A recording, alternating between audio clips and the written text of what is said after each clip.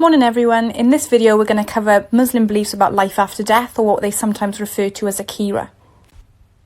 Because Islam is a monotheistic religion, meaning it only believes in one God, it has a fairly clear explanation as to what happens when we die. Like Christians, Muslims believe that an individual will either be rewarded in the afterlife or be punished in hell. Life is a God-given and sacred gift, but it's also a test from Allah.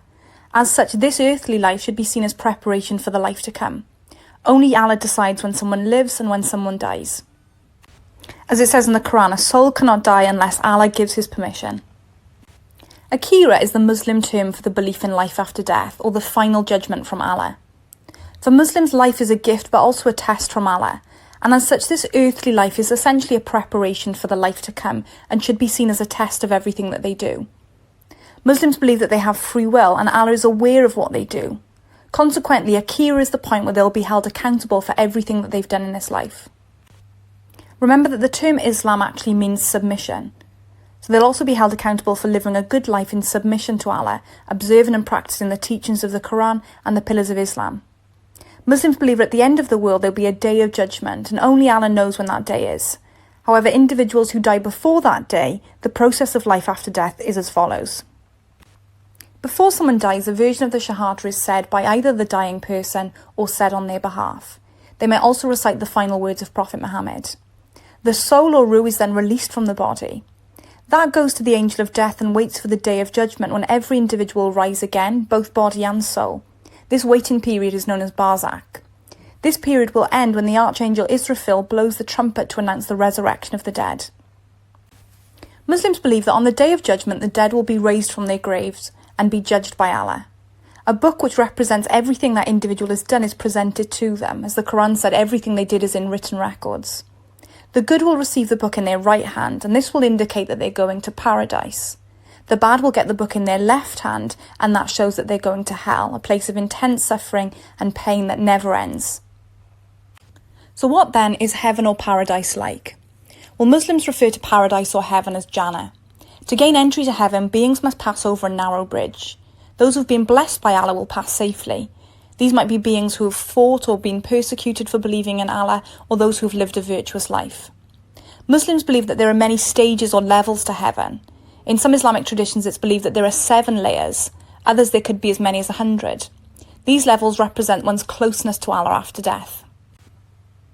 As it says in the Hadith, the dwellers who dwell in the level appropriate to their deeds. Jannah is portrayed as a garden where people will be young again. The Quran makes it clear that there's no death, pain, grief or evil in that place. The purpose of heaven then is to reward those who've lived a life in submission to Allah and committed to following Him despite the tests and hardships. As it says in the Quran, be sure we shall test you, but give glad tidings to those who patiently persevere. Those who when misfortune strikes them say, indeed we belong to Allah and to Him is our return. These are the ones upon whom we're blessed. In comparison, Muslims refer to hell as Jahannam. Hell is described as fire which burns forever, and it's a place of intense suffering that never ends. The purpose of hell is to provide sufficient punishment for those who've gone against the will of Allah. Muslims believe that Allah is the most just and the master on the day of judgment. However, Muslims believe that Allah is also merciful, and this has given human beings chances to repent and live a good life. One important concept associated with life after death is the concept of al-qadr, or predestination. Islam teaches that Allah is omniscient or all-knowing and has eternal knowledge of everything that has happened and will happen. Muslims believe that Allah has a divine plan for us all. This is what they're referring to as al-qadr. Allah has a master plan of everything that will happen in the world, and it has been pre-planned by Him. However, Allah is also transcendent or beyond human understanding. As such, Muslims must just accept what happens in their life as part of a much bigger plan that we can't possibly question or control. It says in the Quran, He knows what's in the heavens and earth and knows what you conceal and what you declare. Allah is knowing of what is within. However, that doesn't necessarily mean that Muslims don't have free will. Muslims often recite the phrase Insha'Allah, meaning if God is willing. It's often recited to remind Muslims that whilst they decide their own actions, they'll only happen if Allah allows it. Muslims are essentially accepting that their life is lived in submission to Allah and what He wants. Muslims can still make decisions on their own lives, but they must recognise that Allah will only allow these things to happen if it follows His will and plans.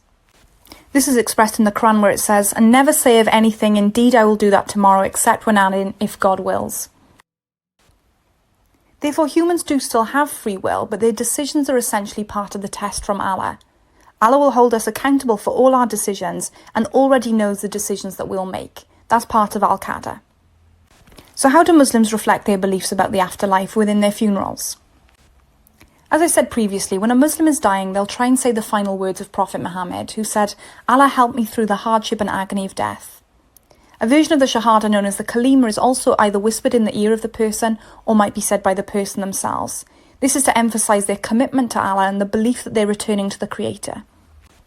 In the Kalima they say, "I've accepted Allah as Lord, Muhammad as the Prophet, Islam as the religion, Quran as the book, and I declare my love for them and declare my disassociation with their enemies." Where possible, funerals should take place 24 hours following the death of someone. Before the funeral, though, the body is washed in a process known as ghusl. This is because nothing unclean can enter into the presence of Allah. The body is then wrapped in a white shroud, a sign of purity and equality before Allah. This is the same cloth as that worn during Hajj. The mourners might also wear white. As Prophet Muhammad said, all people are equal as teeth on a comb. Wealth and status shouldn't be shown in the burial clothing or funeral, as wealth is not important. Normally in the UK, a body is placed in the coffin, but that might not be the case in every country, particularly Muslim countries. Traditionally, Muslims don't approve of cremation, as they too believe in a bodily resurrection as well as a spiritual resurrection. Bodies are buried facing Mecca, and this is important because it will ensure that on the day of resurrection and the day of judgment, the body is resurrected correctly. However, liberal Muslims do recognise that Allah is omnipotent and could resurrect and reassemble bodies if he needs to. As it says in the Quran, "Does man imagine that we shall not assemble his bones? Indeed, we have the power to restore his very fingertips." At the graveside, Muslims recite sections of the first chapter of the Quran as a way of submitting the body to Allah and remembering Allah's omnipotence. During prayers, they say Allahu Akbar, and that's recited 4 times by Sunni Muslims and 5 times by Shia Muslims. Then when the body is lowered into the ground, they say the following: "From the earth we created you, and into it we shall cause you to return, and from it we shall bring you forth once more." This reconfirms and gives hope of the bodily resurrection on the Day of Judgment. Muslims don't tend to have traditional gravestones as a sign of their equality in death. Instead, they have simple markers like the one shown on the image. They're also discouraged from putting flowers on the graves as a way of reminding Muslims that the person is no longer there and the soul has already departed. Muslims will also try and keep their period of mourning quite brief, only normally 3 days. Whilst grief is normal, they believe that expressing too much grief is a sign of lack of faith in Allah and his plan. So is the belief in life after death important in Islam, and should they focus on it? Well, many Muslims might agree that they need to focus on life after death in order to prepare for it. Muslims believe that everything in life is a test from Allah, and consequently Muslims need to ensure that in everything they do, they focus on and prepare for Allah's judgment. In the Quran it says, "Be sure we shall test you, but give glad tidings to those who patiently persevere." Therefore, if they fail to focus on life after death in this life, arguably they're likely to lose sight of the end goal and commit acts which go against Allah. Similarly, many Muslims might agree that they need to prioritise beliefs about life after death, because on that day they'll be held accountable for all of their actions. In the afterlife, they'll be presented with a book of all their actions. As it says in the Quran, everything they do is in written records. Many Muslims might interpret this to mean that the belief in life after death is important because it provides the motivation for acting morally. Finally then, many Muslims, particularly those who've experienced hardship or persecution, might argue that they should focus on life after death because it gives their life purpose and motivates them to submit to Allah. In the Quran it says heaven or paradise is described as a garden where there's no sadness or grief. For Muslims, this is the ultimate reward for life lived in submission. Furthermore, Muslims believe that there are several layers, and consequently the more someone submits, the better their reward. As the hadith said, the dwellers who dwell in the level appropriate to their deeds. However, on the other hand, some Muslims might argue that the afterlife is beyond our control due to the concept of al-qadr or predestination. This is the idea that Allah is aware and in control of all things. If Allah controls everything, some might believe that Allah already knows and is aware of our position in the afterlife. Consequently, it might be better to focus on things that are within our control. However, you could evaluate this and say that whilst Muslims believe in al-qadr, they do also recognise that we have some free will and control over our decisions. In addition, some Muslims might argue that we shouldn't live our lives and act morally simply to earn rewards. Allah is aware of our intentions or niyyah, and this will be taken into account on the Day of Judgment as much as the actions themselves. As the Quran says, He knows what is in the heavens and earth and knows what you conceal and what you declare. Allah is knowing of what is within. If all our actions have been motivated simply by earning rewards in the afterlife, this is just likely to be judged harshly by Allah. Finally then, some Muslims might disagree and say that they shouldn't focus on life after death, but instead they have a moral responsibility to focus on Allah's work and promoting justice in this life. In the Quran they're told, believers stand up firmly for justice. In addition, Prophet Muhammad in the Hadith says, whoever amongst you sees an evil, he must change it with his hand.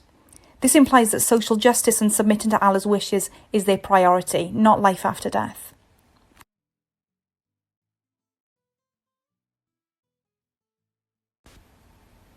So, same system again. If you want to do the test questions, go on Quizlet or Kahoot. If you want some practice exam questions, look to the following slides. Good luck.